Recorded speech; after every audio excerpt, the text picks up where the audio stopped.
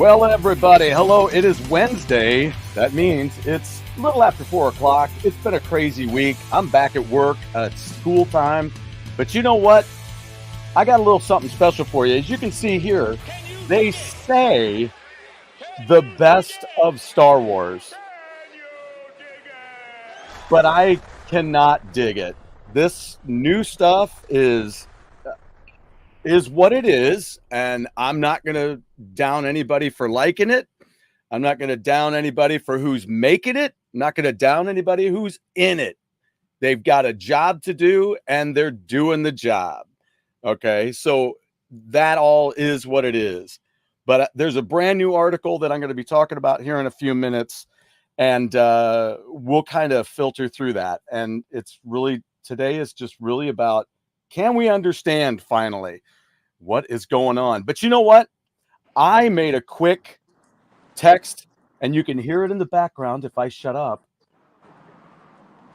You are hearing the streets of over in the UK. So hang on, because here we go. What is up, my friend? Sam Spade, ladies and gentlemen. Viking Stew. Here, let's try this. Sam Spade, your UK correspondent here on the streets of London. All's pretty good. It's kind of quiet. A little bit, traffic's a little heavy. There's a slight mist rolling in off the bay, and you know, I was looking at the temperature over there today, and I think it's in London at least. Now, where are you right now? In London. Okay, boom. You guys had about the same temperature going on there as we did here. Yeah, it was actually really nice here for the first time that we've ever been here. It was actually not cold and rainy and terrible. So that's a plus. We're starting a tour and the weather's kind of nice, which is it rarely ever happens to us. Oh man, and we got Salvatore is in here. No, I am your father. All right. Yeah, we'll be getting into that. So how's the brand new record doing, brother? Awesome. Everybody's loving it. So Hard It Hurts came out July 5th. We've been touring like crazy in support of this record. You have. People have just been eating it up, especially the video, the single Get Laid. With 2 or 3 of the songs are now in our live set, which is exciting. Right out of the gate, we're playing 2 or 3 songs from the new record in the live set. So expect that. You have, the UK. Yeah, and you have just got to love that. I mean, that's not always an easy thing to do. No, and it's like you do the record, you do the new songs, especially doing new songs. You're like, okay, we have this vision, we're gonna put the song together, and especially for a band that doesn't really rehearse, right? Or how are we gonna get these new songs into our live set without a complete train wreck? And these were really, really cool, and we kind of worked our butts off on them and in sound checks and stuff like that, and got them ready to rock. And now it's like I'm excited to play them live. Well, yeah, and I think that's kind of the beauty of your career and the way you guys are building it, is that you guys are in the studio, you work it hard, you guys get it recorded, you work with great people, let's put it that way as well. Absolutely. In the studio, and you're right out. So, yep. You know, you've been recording and then you're ready to go. It's the way it has to be done, is the old school way. There's no shortcut, and there's no cheating, and especially in this industry, there's no fast track to success. And at this point, it's like my mindset almost changes, and we almost think differently. Where it's like we're not looking for a big hit single or a big whatever it's gonna be. Like, we're putting out music that we love, right? That we love to play, that we completely believe in, that's true, that happened to us. And then we get excited to go out and perform it live, and to give fans and people that we've never met an opportunity to check out this brand new music. And for our old school fans too, it's really cool because they latch onto the songs and love them immediately. Right. Yeah. And I think, you know, when you said you're not looking for a single, you know, I think that is one of those things that I think fits in with what I've said, where musicians who write and record, especially like you guys, especially where you're not tied to some major label and nobody's pushing you around to do whatever you got to do. It depends on where you put that. You know, a single is still a single. Yep. And even if it's to your core fans, and then boom, you're out there and it's popular with them. Yeah, absolutely. And it's just a different way of rethinking the whole game and just kind of going in and be like, we're not doing this for anybody else except for us. You got it. You got it. Of the few songs that you're playing, are they pretty all equally responded to, or is there something that you're playing of the new stuff that's really like when we started the tour in Japan or in Australia, and we didn't single get laid in the set list yet, and it was like people were coming to the shows singing the song, and we didn't have it in the set list. We were still practicing it at sound checks, and then finally we got it in, and it just was like everybody was like, yes, finally they're tonight, hey, and everybody's just going crazy, and especially playing that song in Japan where they don't really speak English at all. They still got it though, right? No loss of translation there, Viking Stew. I'll tell you. Happy to report.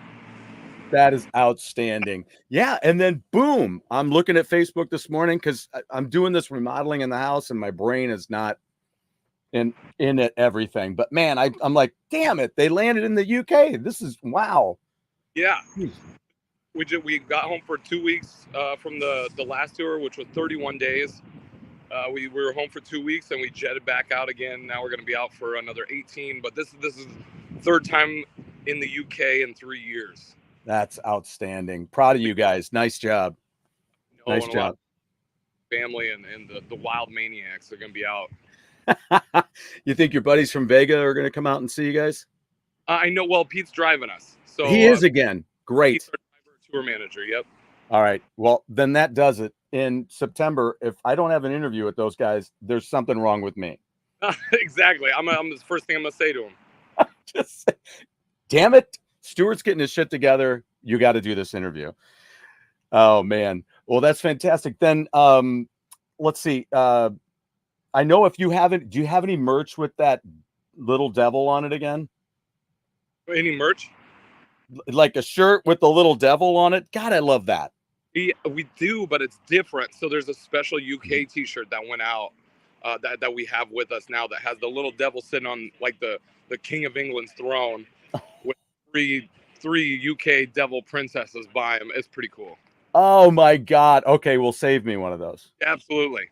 Oh man, I love that. I just love that character. Your artist that you have that works on your stuff is just amazing. Livy Ulrichs, our art designer, she's just badass. Wow. So, I should have her on the show sometime. See if we can get them on the show sometime. This is still one of my favorites. That still is my favorite. I love 69. It. Yep. Love it. So what's you're in London now, and then how many shows do you have? You have 12 again, or is it right in there? Yeah. We only have 2 or 3 days off, so we're on tomorrow. We're in Camden, which is like a suburb of London, and I think we're on for the next 3 or 4 days, all the way up until Monday. I think we have Monday off, and then we go 8 shows in a row. We have a day off, and then we fly into Norway, and we finish the tour in Norway with one. Oh my God! Alvik Rock in Norway, the home of Viking Stew. I'm telling you, dude, I'm going to be retired this time next year, so I'll be ready to be on the crew. So we're going to be driving through the fjords. Hell yes. I love it. I love it. And you're with whom on this tour? We are supporting our friends from the USA called Kicking Valentina. They're from Atlanta. Just awesome, badass rocker dudes. And we're excited to be with them. Outstanding. Yeah, they have some great material. If you guys haven't heard them, get out there and check it out. Great matchup. Drew is here. Retirement is so close. Viking Stew, he says. Drew and Salvatore always here for me, man. It's always great to hear from you guys. And yeah, this is starting to get the rubber meets the road where I'm going to be talking with you, Sam, and we'll see what the reality is of me being on the road with you. Absolutely. So, because there's the, hey, that sounds great. And then the, hey, let's talk reality. So all this could be yours. Yeah. All I know is they're waiting for my favorite food. Is it about done already? It's got to be close. Gotta be close. So anyway, all the best to you guys, and Thank you. all the best on the new record. When you have your merch there, your booth, how much music do you have there? A ton. We have all 3 CDs and cassette tapes and the vinyl. And the thing about these tours is that we pack as much as we can, and the vinyl goes fast. So everything moves real fast. So it's like get to the shows early, come to the early shows in the tour if you want to get a piece of it. Yeah, that's awesome. Uh, There's probably also nothing like picking up new fans and then all 3 CDs just go to one person. Yep. That's the beauty of a great back catalog. You're just like, oh wow, you got all this too, and boom, you got it. That's it. So we brought as much as we could possibly fit into 2 suitcases, and there's no, the dollar bills, the balloons, the devil horns, everything's here ready to rock for at least the first 3 or 4 days. Great. Well, hey, I'll let you get rolling. Enjoy the pizza. Thank you. Enjoy the tour.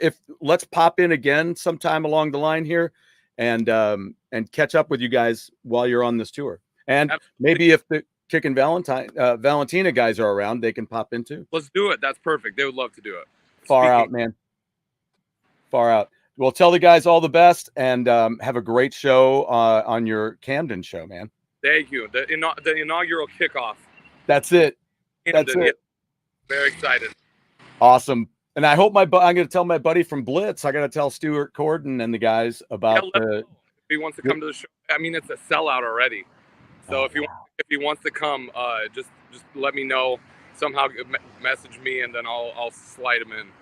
Great. I'll just have him drop my name. Perfect. Known around the world at doors. It works at strip clubs. It works at Pizza Ranch. It works at the club in Camden.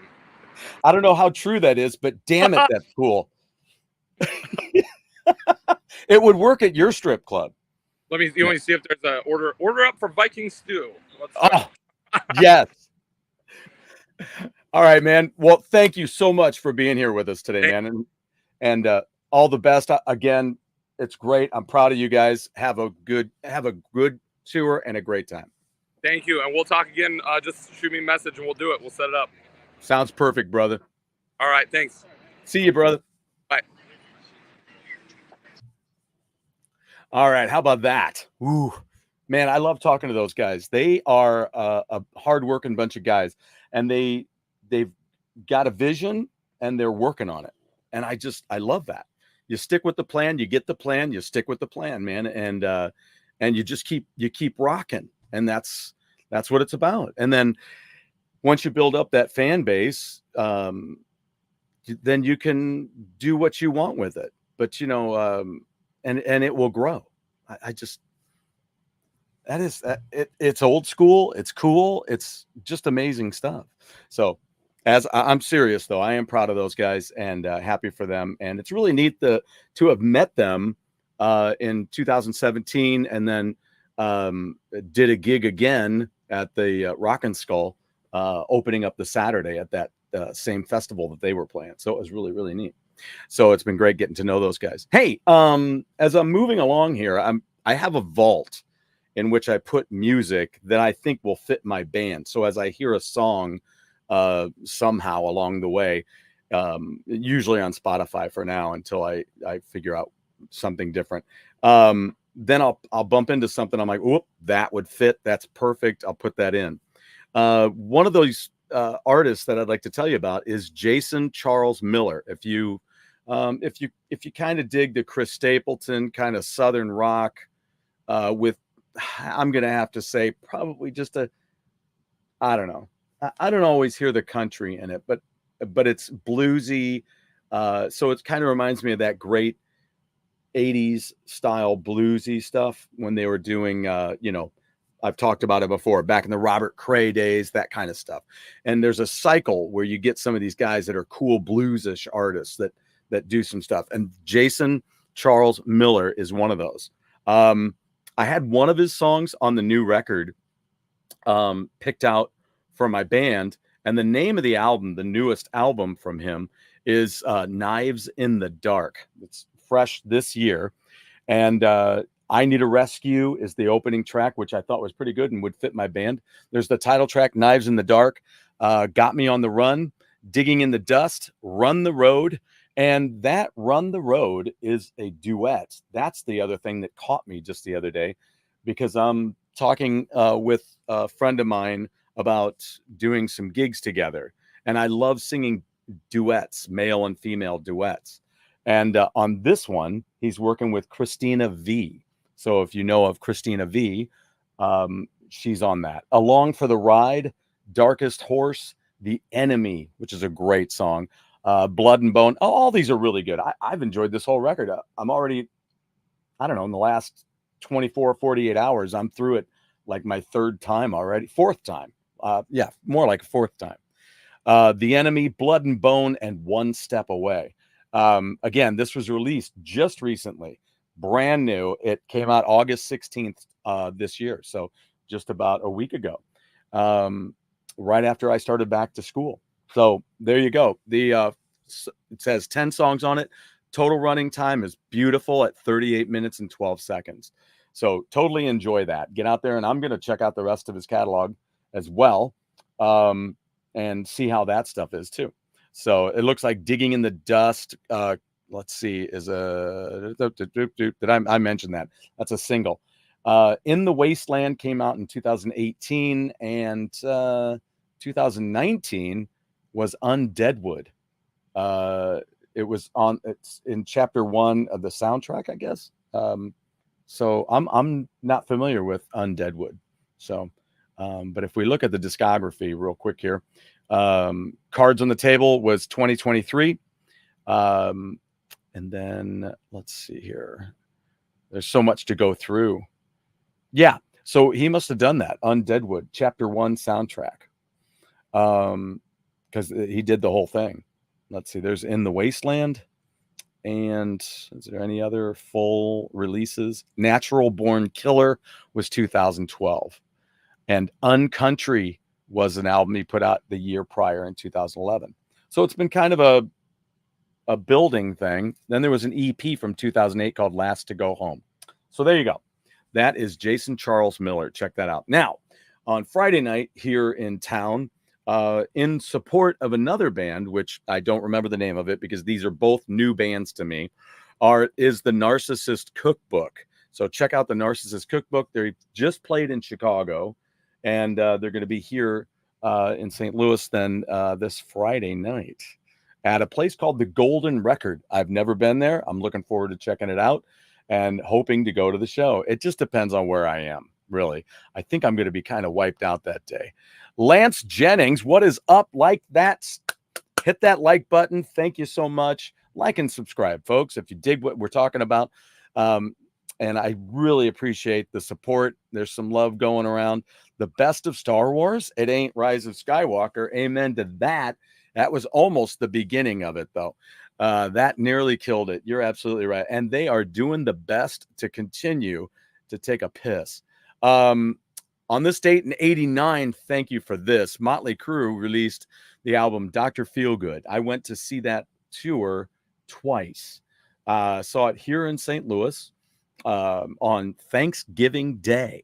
Warrant opened up for them. I did an interview with Warrant, one of the members, and then would then meet them again later down the line at a show that they did just over the river in Illinois, and hung out with them. And I went bowling with them and did the shittiest job of bowling I have ever done while I was hanging out with Warrant. Yay. What a stupid thing. Anyway, but we were supposed to play softball, but it started pouring rain, and we decided to go bowling. So that was the demise of no, it was just one of those things anyway. But it was a sad moment for me nonetheless. So, but Narcissist Cookbook, check them out. The 3 songs that I kind of started with, I think I may have mentioned them on here before. The first one was Good Morning Sunshine. The next one is Sugar in My Coffee. And then the newest single that they put out was Death Zamboni. So so that one needs to go out to my buddy JD out there in the Washington D.C. area, man. That's going out to you. Check that song out. It's fantastic. I love it. It's funny, funny, funny. But yeah, Dr. Feelgood, went and saw that on Thanksgiving, and then went with my friend, God rest her soul, Sue, and we went to Alpine Valley. So that was my second trip to Alpine Valley, I guess. I went there in 1982 to see Rush on the Moving Pictures tour, and Joe Perry from Aerosmith was doing the Joe Perry project at the time on their second record, and they opened up. It's pretty cool. They opened with Toys in the Attic. But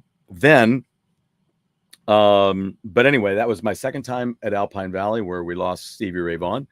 But the whole show, it was a big 5-band show. So it opened up with Johnny Crash, and then had Bonham, and then Joe Satriani, and then Tesla, and then Motley Crue.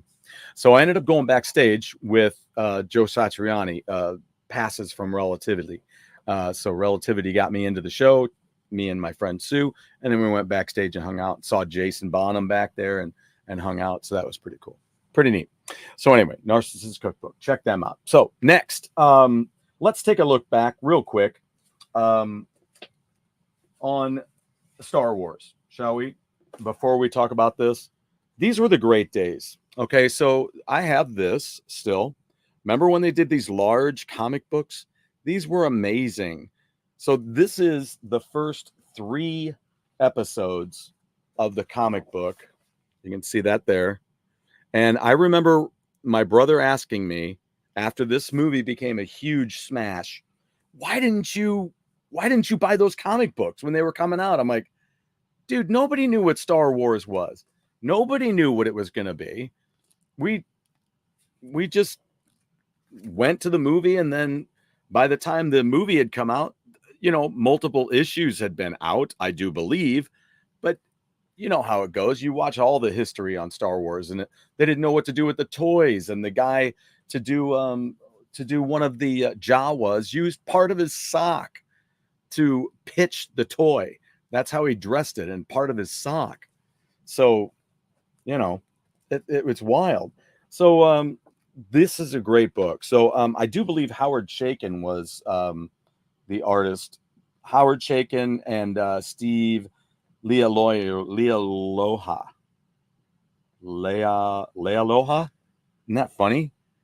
He worked on Star Wars, and like the early Star Wars, and the beginning of his name is Leia. Lealoha. Artist and embellishers. Scripter and editor is Roy Thomas, featuring our cosmic adaptation of the film by George Lucas.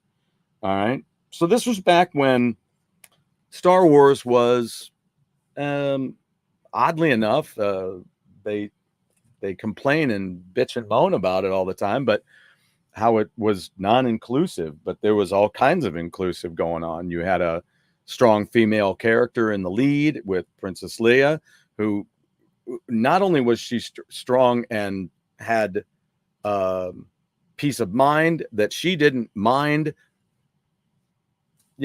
coming at those who were trying to oppress people, not just her people, but all sides of what's right or wrong, right? So she had no problem. Now, you could also look at it like, within the universe and within the true connection between her and Darth Vader, it's kind of funny that we didn't think about him standing there as her dad,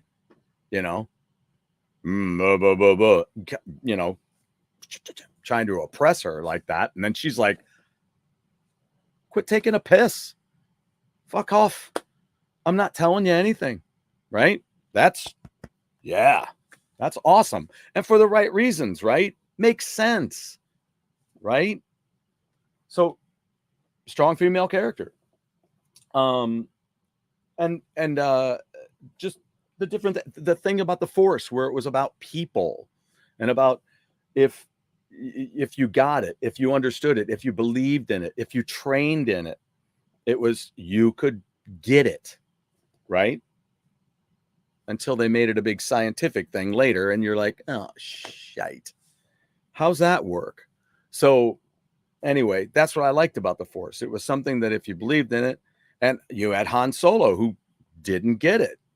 He's like, I don't get it, and I'm not interested. And you're like, okay, but you see how it works, but that's okay. If you get it, you get it. If you don't, you don't. It doesn't make him a bad person. Now, some of the things he did weren't lawful, maybe, but the things that were being done by the Empire were unlawful.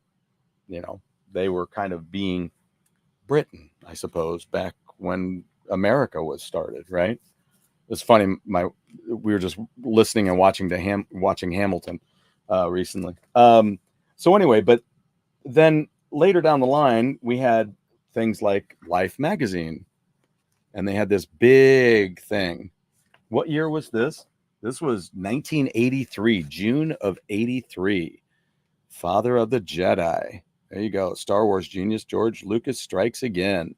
So Return of the Jedi had come out, and these were just wonderful times. Now, the thing about it is they didn't do everything always right. Was it always the best? Was it always wow? I mean, it was always wow, but for different reasons. When I saw Return of the Jedi, I was kind of like, okay. There were things about it that were too Muppety to me, which was fine. It was okay. I didn't necessarily love that idea, but other people loved it. And it was very creative. And the whole Muppetry stuff was just amazing. And it was huge at the time. So great stuff. Still great stuff. And the storyline worked. It was fine. There were things happening, and there were reasons for those things to be happening. And here's the big difference. Shall we just take a quick look at this and understand that there's a difference to what's going on now with Star Wars and what was going on then with Star Wars? The thing about it is there's the whole, I'll tell you what, you know what? Let's get into this article. That might just jar certain things and it'll move us along. Okay. Sound good? And then remember, I have an unboxing, and I have a certain sweet treat that's going to come into play. All right. Let me see if I can bring this up. Let me see if I can. I want to do present, and I want to share a screen. So let's see if we can find this here. As always, it's kind of questionable these days as to what I can and can't do. Let's see what happens when I do this. Let's see. Nope. Okay. Anyway, so you know what I might do? I know this is rudimentary and I'm bad for doing this, but I'm going to do this. So you see this, and you can see it's from Rolling Stone magazine, right? Can the best of Star Wars? Did you see that? Best of Star Wars. Did I say that yet? Best of Star Wars. Survive the worst of its fans. The worst of its fans. The worst of its fans. It's the fans that are the problem. Is that what the problem is? Let's just see what it says. Before Star Wars can have another successful show, some vocal parts of fandom have to reckon with what they really want out of the franchise. I think part of the big problem here is that there's pushes and pulls on either side. All right. There's a lot of people that love the fact that these suck because I do it too. I'm not doing this right now because of that. I don't know. I almost didn't chime in on this because it's historically well known on Go Game Go that I'm, against Rise of Skywalker. Never seen it. Will do my best to never see it, but I love my buddy Papa Pete. So that means that I probably will watch it one day, but we're going to give it the Mystery Science Theater twist. So, but this is a situation where you've got two sides. You've got the rich kid that bought everything and they can do whatever they want with it, right? Which is what they're doing. They're doing whatever they want with it. Is it good? Does the rich kid always do the right thing with it? No, because they can do whatever they want. They've been dreaming of these things for years, just like any other kid. We're all the same. Just some of us have funds that allow us to buy different things and do with it whatever we want. Because sometimes because we fell in love with that thing. So now I own it. So now I can do with it whatever I want. Or I own it. I've never liked it. And now I'm going to make it whatever I want. There's that attitude. And then there's the attitude of, you know, hey, I bought it. You know what? This is so cool. Let's just keep driving it, you know? And then, which also can go into, I think this is my point. This is where I meant to go, is like, hey, I got it. I'm going to do Star Wars stuff too. And I'm not very creative. So I don't know. I'll make them do this when in fact they should have probably done that. And yeah, how cool would it be if I just had him throw a lightsaber back over his shoulder? I don't know. So there's that. So there's it all comes down to, when you're talking about original content, it all comes down to, you either have to hang with it and have a reason to hang with it, which is why a lot of fans hang with it and nail the shit out of it on a YouTube channel or whatever other format you're using. And then there's all of this, and you have people like Rolling Stone who they've never known what was the best or the right way to go. They're so exclusive that they'll put in whatever they feel. And again, you own it. You put in it what you think.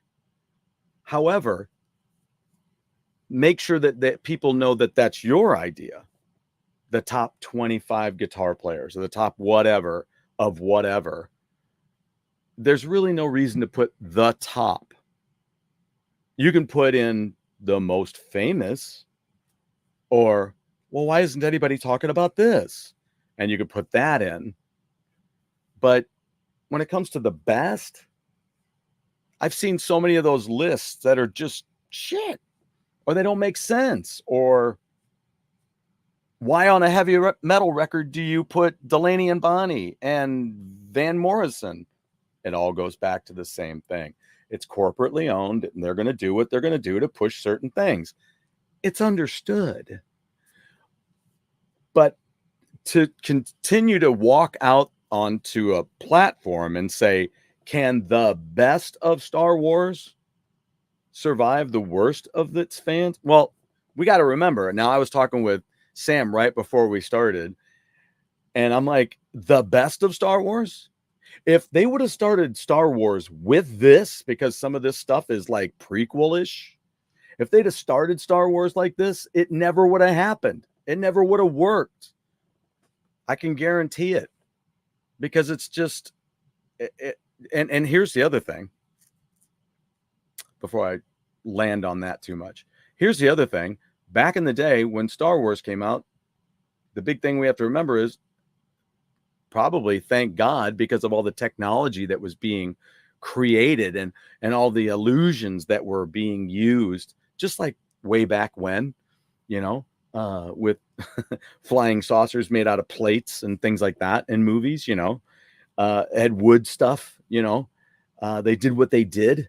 And thank God there was no social media crap happening then. Could you imagine Sinbad being made now God, they'd eat it alive.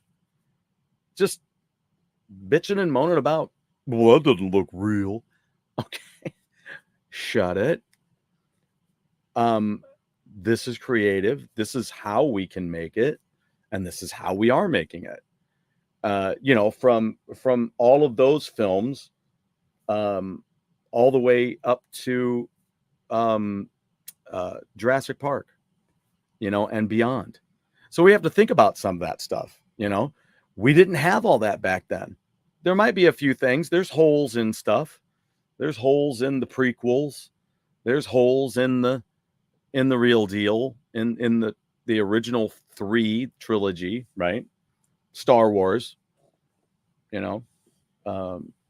so, and it is Star Wars is the name of the first film. What's this? What are you saying, Lance? Similar issues with the MCU? Yes. They started pushing agendas to the point it angers the core fans.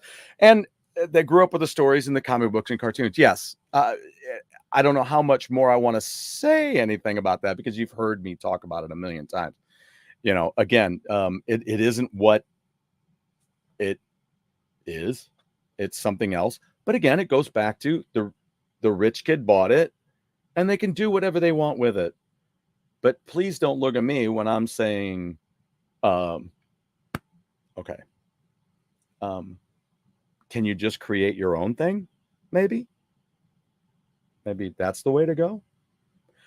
Because if you buy something and then you alter the shit out of it, yeah, there's probably going to be a little backlash because you're not presenting it correctly. Again, if you want to do something new. If you want these agendas and you want them to shine, put them in your own creative. Oh, that's right. Never mind.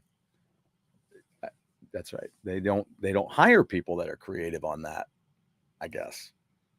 I'm sure that there's a million original stories out there in which these agendas could be placed instead of putting into just trying to form something around a non-solid base. That's the problem, is all of these TV shows, these films are on flimsy, sandy foundations that are going to crumble. And that's been the big part. Anything that I've ever heard from some of the folks that I check out that review shows and things like that, they have to continually repeat, this isn't the problem. Again, if I could, I'll dig in my collection of comics. Okay. Later on in another thing. But when I look through my comics, I'm one of the reasons that She-Hulk existed. Any of us that support anything are a minuscule to large reason that certain things are popular, that they survive, that they exist. She-Hulk, I bought She-Hulk when it came out because it was a cool character. It didn't matter that it was a woman. That wasn't the point. The point is that it was tied to the Hulk. I thought the Hulk was cool. And this is great. A family member helping out another family member. Oh, but the way they got to help him out might turn him into the Hulk. And doggone it, it did. So is there anything wrong with that? No, that's completely cool. So I bought it, and I bought the next issue and the next issue and the next issue. And the same with Ms. Marvel. It was new. It came out. I loved the artwork. I liked the storylines. So I bought the first issue and I bought the next one and the next one and the next one. They had great content coming out back in the day, man. Back when those were coming out. Devil Dinosaur, Jack Kirby had 2 new comics way back in the day when I was collecting and growing up. He had Devil Dinosaur and Machine Man came out. And both of those have survived throughout different things, whether it was Marvel Zombies or what. But they still would make appearances down the line because they were great characters and they were great storylines. So I bought those, and then Ms. Marvel was out then, and like I said, She-Hulk, and She-Hulk went to the Avengers. She-Hulk went to the Fantastic Four. And then there were cool characters like Thundra that showed up in Marvel 2-in-1. And of course, can we just talk about Valkyrie, please? So these are characters that I supported that I really enjoyed. And when they showed up on the cover, yes, they're going to be in this issue, and I love it. It was fantastic. So that's all I'm saying about that. All right. Let's see. Hey, what's up, Lounge Dweller? Rolling Stone has always been toilet paper with staples. Be careful of those staples. We don't want that to be a staple of wiping. Just a magazine that makes a doctor or dentist office waiting room look cool. We know why you've got it. And don't get me wrong, there were things in Rolling Stone that, because of the size and because of their popularity, they got great interviews. They had great, fantastic photography. The artwork that was in it, great stuff. There's some great articles. But overall, it's not a music magazine. You don't get it to learn about music. You got it to see what was in the chart, or you got it to see what was on the cover, right? You didn't get it because you're like, great music magazine. It's all music. No, it's not. It's not. Rolling Stone is, what would you guys say? What would you guys say? Rolling Stone is in an issue, it's 15% music, if they're lucky. I hate to say it, but it's like Playboy magazine. You get that, and it's about the same thing. For the reason that you buy it, right or wrong, the reason you buy it is the least of the content. Well, unless you want to count the big pullout, then it's a big part of the content. Don't forget Dazzler. Thank you, Dazzler. I have that issue. I have got the X-Men issues when she came out and started up. Look at Cloak and Dagger. I don't like to harp on, if you don't know who Cloak and Dagger is, look it up, because I don't want to mention what it is, because then people take that and they'll shit on that, right? But Cloak and Dagger showed up in video games, and they weren't they weren't a top seller either. There was also another duo that came out about then. It was in a different, I don't think it was Marvel or DC. It was, oh shoot, what was it? Something in Solo. This is my favorite drink again, ladies and gentlemen. This is my Vi water and a little bit of the flavoring stuff. The what's it called? Stur, STUR, and then lemon juice. I love it. Keeps you hydrated. Well, I mean, or something. It keeps the throat wet. Yeah, Dazzler. Thank you, Lounge Dweller. I really appreciate that. And as you guys think of any female characters, spit them out. Tell me all about them, because they are important. It was always a great thing to me, because I just always thought they were great. They'd come in and they'd kick some ass, because maybe it was because of my mom. My mom was, my mom kicked ass. She did some really cool stuff. She went to work as well and provided for the family. We went shopping with her. We went, she taught me how to cook. It's the reason that I love to cook and bake. And she was very outgoing. She did stage presentation stuff. Many times, oftentimes in the lead or very, predominant characters. So I saw my mom as a strong person, and I guess that's maybe why I gravitated to some of these characters. And just because they were well written. I don't know.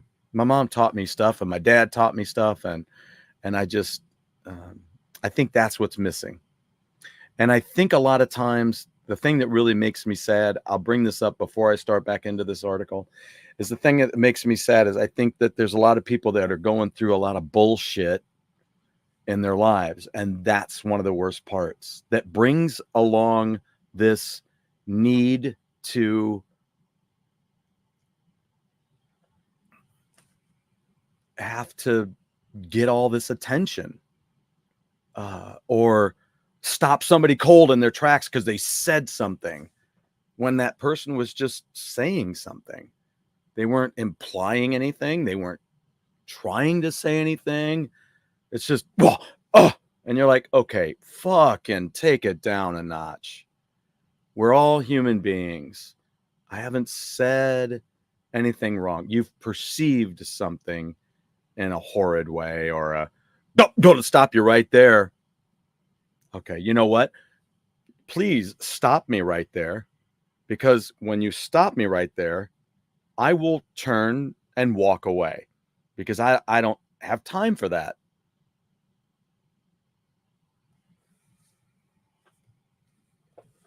I think that's just the way it is. It's like, no ill will, but I really got better things to do than to be stopped mid-sentence because of something. Just out of the blue. I don't know. Okay. We got another one. Hellcat, Shanna, Night Nurse. Those last two I'm not familiar with. Lounge Dweller. What were those? What were those in? What was some more? I mean, there was, God, yeah, now you got me thinking. And I mean, there's Kitty Pryde. There's, I mean, you know, Marvel Girl, who went on to being, you know, Jean Grey and Phoenix. You've got Storm. Storm never backed down. She kicks ass. And then, man, there's so many other ones. Even some of these new magazines, the new, oh man, why can't I say his name? Eric. Oh, wow. I feel terrible. I can't think of his name because I wanted to have him on the show too. He's got the new comic book company that he's heading up. Isom is their comic book. Why can't I say his name? Anyway, but you know, got some great female characters in that as well. You know, Sue Storm, for crying out loud, one of the very original female characters in the Marvel comics. You know, and even in DC, you had Catwoman, very complex character. She started, to all of us, she started off a villain, right?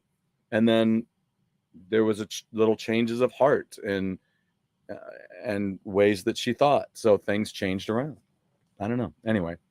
All right. So can the best of Star Wars survive the worst of its fan? All right. So when George Lucas debuted his science fiction, and I haven't read this yet, I'm reading it with you guys. Okay.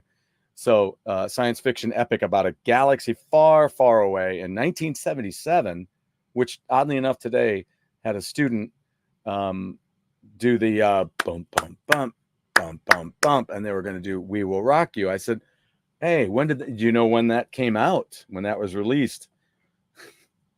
He says 1977. I'm like, you are freaking me out. Star Wars went from a long shot space opera, okay, into the highest, I've still never understood that, into the highest grossing science fiction franchise of all time. Almost 50 years and one sale to entertainment conglomerate Disney. Sorry, I just said Disney. Later, Star Wars isn't just a one-off world. Oh, good God. Here we go. It's a slippery slope. Here we go. There have been prequels, reboots, standalone television series, and an in-depth theme park edition, and other things that have completely failed at the theme parks. But like most popular culture, the Star Wars fandom, especially online, has become inundated with loud, okay, I'm not even going to say that word because fuck the labels. With loud and in some cases incredibly, okay, I'm not going to say that either because they aren't.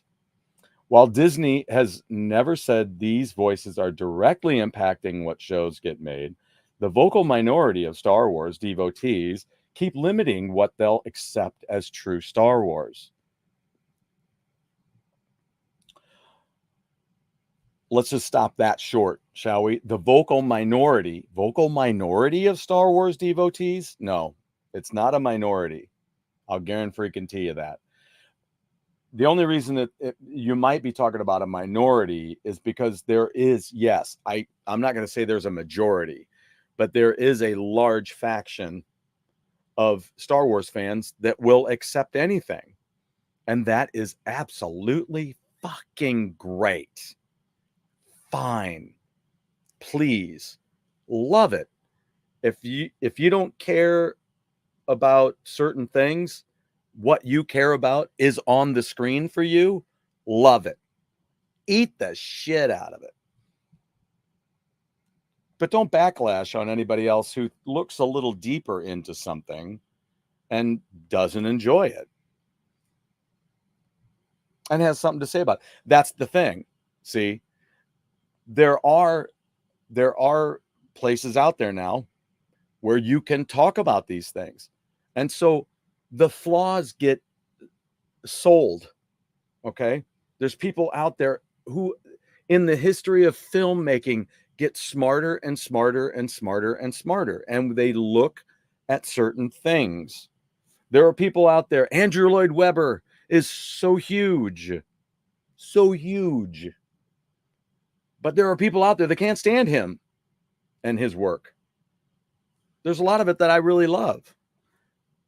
But there's people out there that are like, oh, good God, don't even talk about it. And I get that. I'm not steeped in it the way they are, and I don't have the same view. Do I go, well, dummy, you don't like him at all? Oh, my God. Why would I do that? We just don't hear things the same.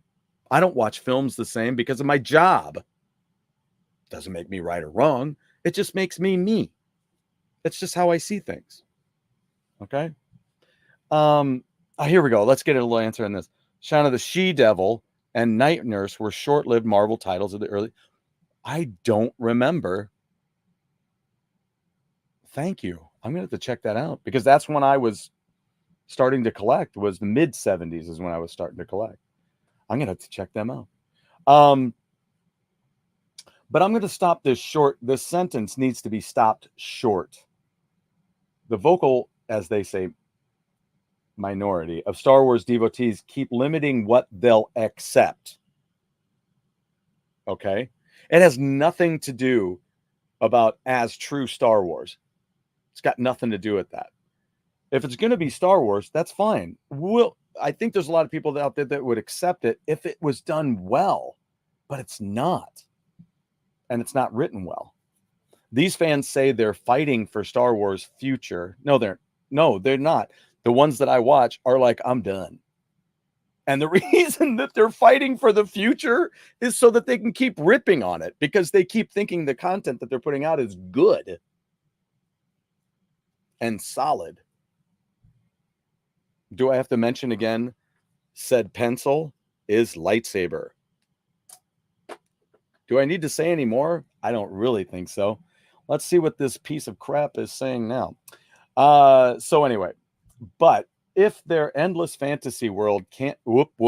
Okay, so if their endless fantasy world, I'm sorry, I don't get very far with this thing because I'm getting tired of there's a narrative that people are just trying to continue to sell.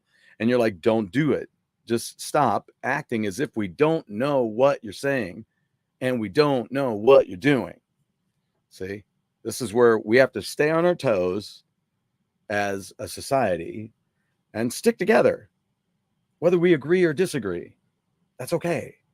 But we still got to stick together and not let something like this tell us what we think or split sides or label, right? So when you say, but their endless fantasy world, Okay. Whose fantasy world is it? It was George Lucas's fantasy, and he made the film.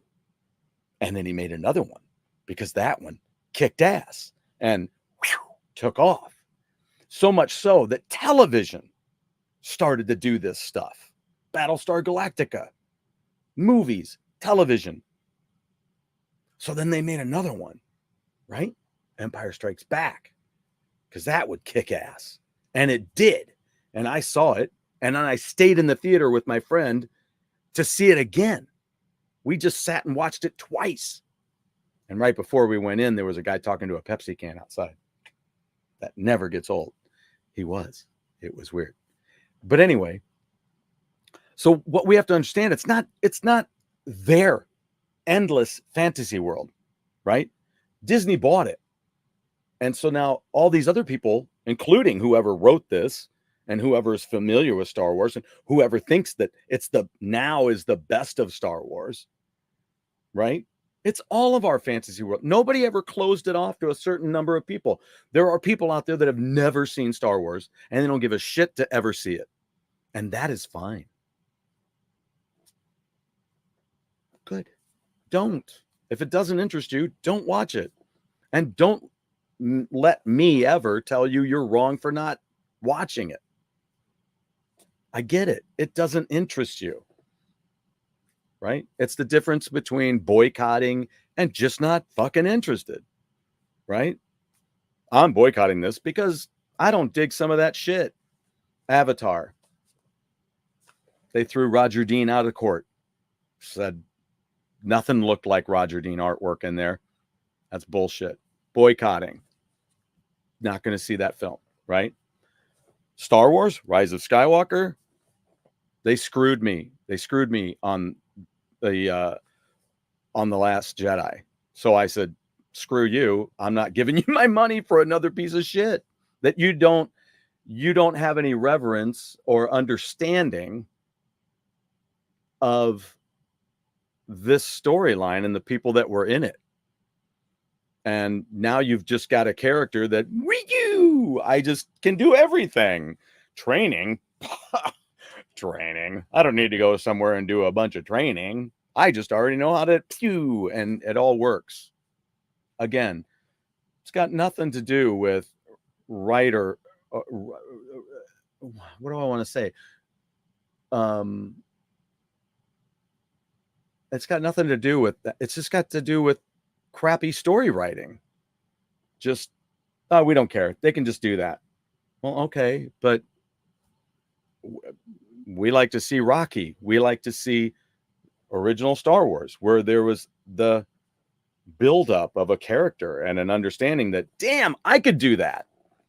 Just like a sports figure, you know? We hear their stories and we're like, wow, that's amazing. I don't know if I could ever do that. So it's not anybody's particular endless fantasy world. Okay? If they're all watching it and this person knows about it, it's their fantasy world as well. It's all of ours if we're interested in Star Wars. It's all of our fantasy world. Don't act like yours is different than mine. And if you don't see what you like in it, go create something else in which you can do that. Or be ready to get your ass kicked when it sucks. It's just the way it is. You're like, here you go. Let me sell you something with something's name on it that you love. I've said it before and I'll say it again. They baited me when they put out Shang-Chi because I'm like, that's not Shang-Chi. But you put the frickin' name on it and you got me into the theater and then I had to watch that piece of shit. Yes, I could have gotten my money back. If anybody wants to say that. Yes, probably could have. But I wasn't going to do that to my wife. Because again, entertaining film. Don't get me wrong. Shang-Chi, entertaining film. But it's not Shang-Chi. So make it something else. Write your own damn story like you did. There's my point. Shang-Chi, entertaining film. For the masses, sure. Entertaining film. Is it Shang-Chi? No. Name it something else. If you're going to write it completely different, name it something else. There you go. All right. World can't, their endless fantasy world can't accept any stories that they don't recognize. That is not true at all. That's not what anybody is saying. They're saying that the stories that are written are not good. But let me see here. Some of the self-professed biggest fans in all the worlds could be closing themselves off to any future at all. Most everybody that I know that doesn't have a YouTube show is done with Star Wars if they're done with Star Wars. If they don't like what's going on, they just aren't watching it. And that's me included. You know, even the stuff that is supposed to be good, like Andor, people tell me that that's a really good show, Andor, and I don't watch it because there's nothing to connect it to. What is crystal clear is that before Star Wars can have another successful show, yeah, here's the excuses. This is where we start in on the excuses. The loudest voices online need to realize the Star Wars they want to return to never existed in the first place.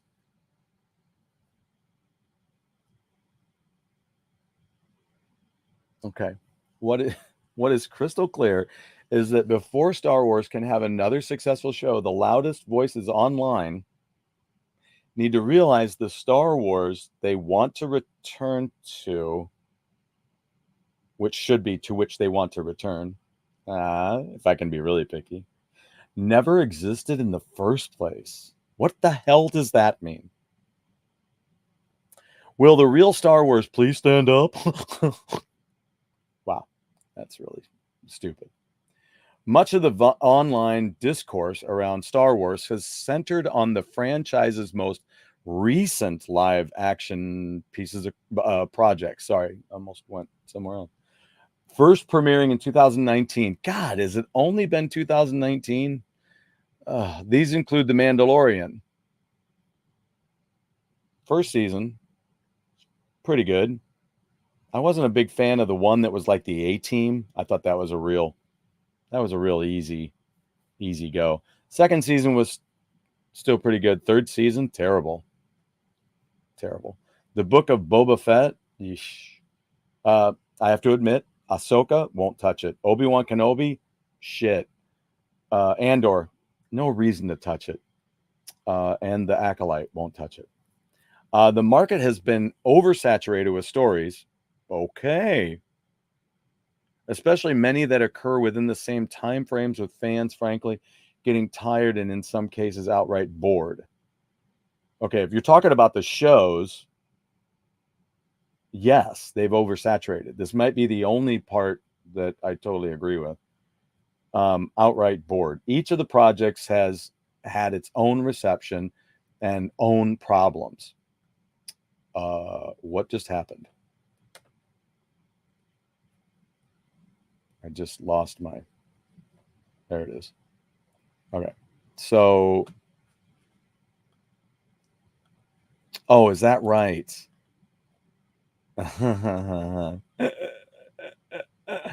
It says to subscribe now to read the rest of that article.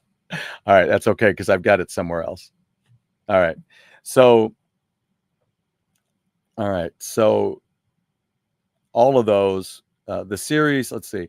Take, for example, the most recent series, The Acolyte. All right, I'm sorry. Let me back up. The market has been oversaturated, outright bored. Each of these projects has had its own reception and own problems. However, the low audience scores, angry YouTube rants, and long Reddit threads can really boil down to one question or excuse.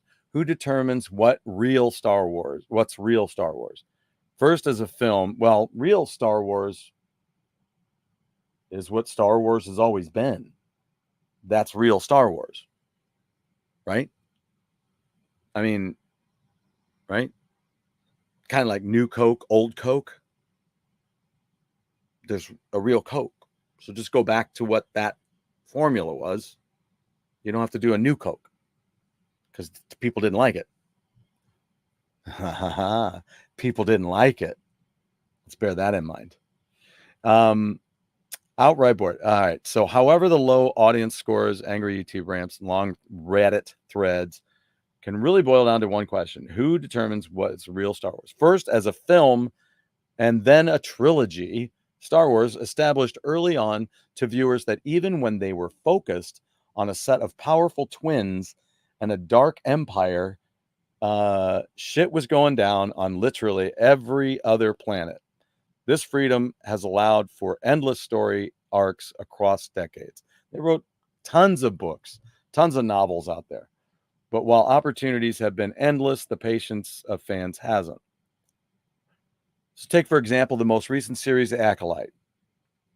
I'm not even going to go through all that. The series follows May and Osha, a pair of mysterious twins, who baffled a group of Jedi. How? God only knows how. That's what they've made morons out of most of these characters. When May fails to follow through on her educate, and there's a lot of this bending of what's right and what's wrong. They'll say this is wrong, and then they go and do the same thing. These characters. The series is one of the first of its kind, a Star Wars edition that explores both the backstory of Sith and the potential of a corruption where the Jedi, the moral pillars, aren't in the right. But before, which see, that's another narrative that's coming around is, they're not so good. Backstory of the Sith, potential corruption. I don't know about all this stuff. You guys can read this.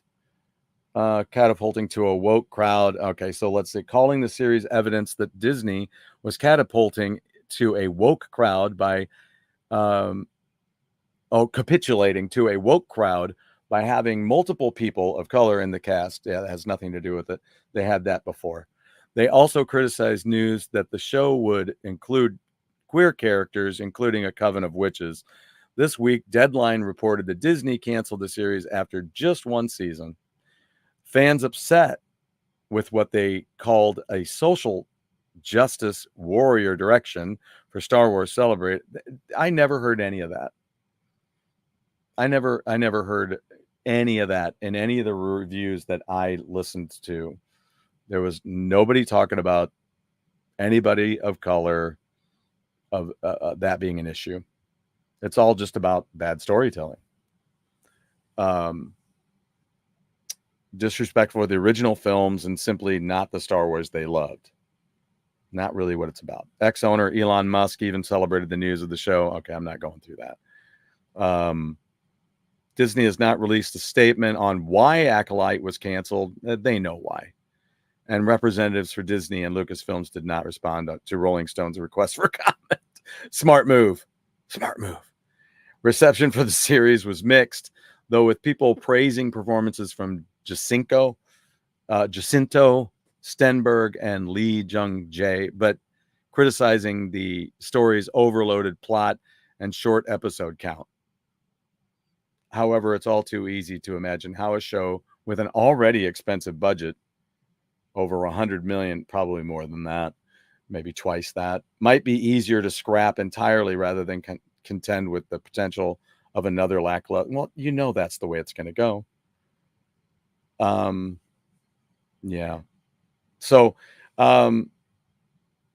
just plenty of silly stuff. I don't even. There is so much in here. You guys already know about a lot of this.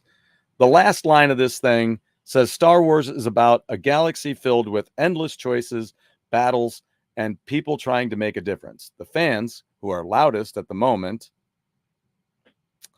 aren't just willfully ignoring Lucas's original vision. They're making their own world smaller in the process. I don't know about that.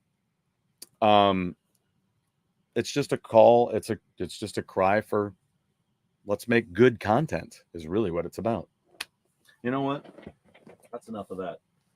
You guys feel the way you feel about Star Wars, and I hope it's a good thing. I hope it's if you dig what they used to be, what it is. I'm going to say what it is, because what's coming out now is nothing more than Spaceballs. Really, I'm not a Spaceballs fan. Just the way it is. Just not a Spaceballs fan. because I didn't think the humor in Spaceballs was particularly good. Something I could have written when I was in junior high. And it wouldn't have existed without Star Wars. So it's just, hey, I think I'll make a popular film, you know, and I realize you could look at it as, hey, it's like an original scary movie, you know, where it's, you know, that's probably the way to look at it. Spaceballs is like scary movie where you're just going to sit there and, you know, just shit on a franchise and get laughs, you know, just take a piss and that's it. No hard feelings, just taking a piss on a big, huge franchise. Now, I thought this was going to have the cover on it. It does not, which is okay. I can make my own cover. But this was a book. I told you guys before that there's been many books that I purchased over the years when I was like high school age, and I never read them. And this is one of them, but I found it in a hardback, and I'm having this connection with my new grandson over dragons. So we were both born in the year of the dragon. So to Ira, I say hi. And The White Dragon is a book that I bought, and I still have the paperback in my little library over here. But I found this hardback version. So I'm going to create a cover because it did not come with a dust jacket.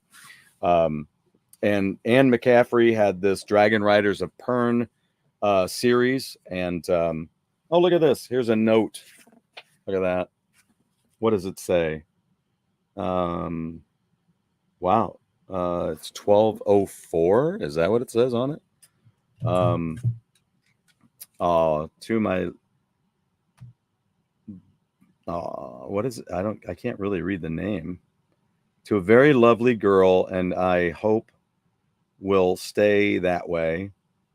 I have always loved you very much and want only the best for you. It's from her grandma. How cute is that?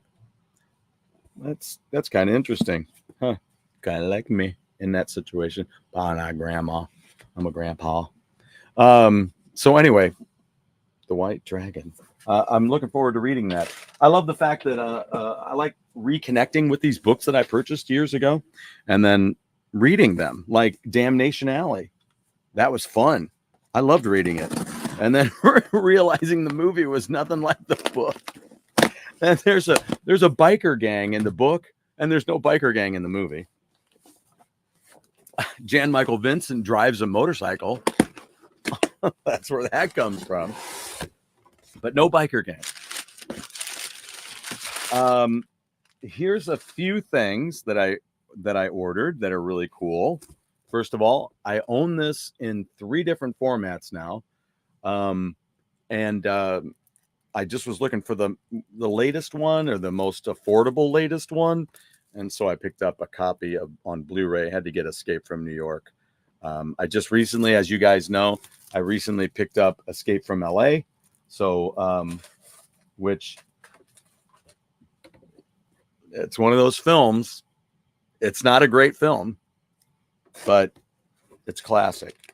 And then this, I'm trying to collect hardback version. I love hardback versions of books, as you can see with The White Dragon, but also found, there we go, The Hobbit. I have a paperback version, which I did read not long ago. Finally, another one that I bought when I was in high school. And I finally read it all. It was fantastic. Now, this is cool. And I'm buying these for a specific reason. They're tapestries and they're really cool. But my idea is some of these, it just depends on how they're made tapestry wise. This one feels a little thicker, so that's great. And it's almost the thickness of a sheet. All right. So what I want to do is get a bunch of these because I want to put them together and make blankets.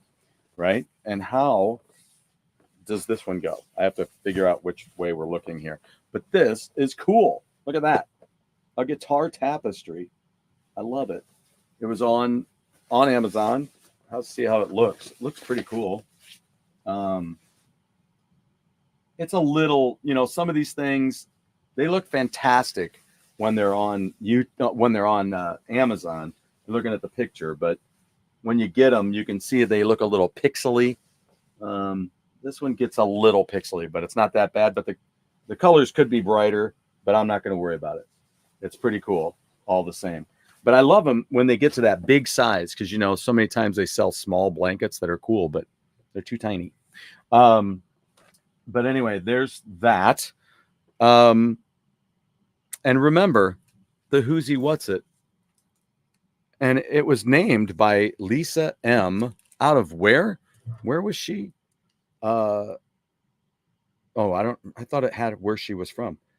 But it's a candy bar named by Lisa M. I like it because I love a whatchamacallit, but a Whozeewhatzit is even better. So I bought a box of them on Amazon. The price wasn't too bad. And it's the king size. And so I got, I don't know, 20. It comes out to be just over $1 each, which is so much better than at the store where it's like $2 or something. $2 and something. That's crazy. But anyway, Lucinda Williams, Steve Earle will sing David Olney's poetic songs on a new tribute album. And Tim Burton on Beetlejuice 2. I wasn't out to do a big sequel for money. Okay, so check that out.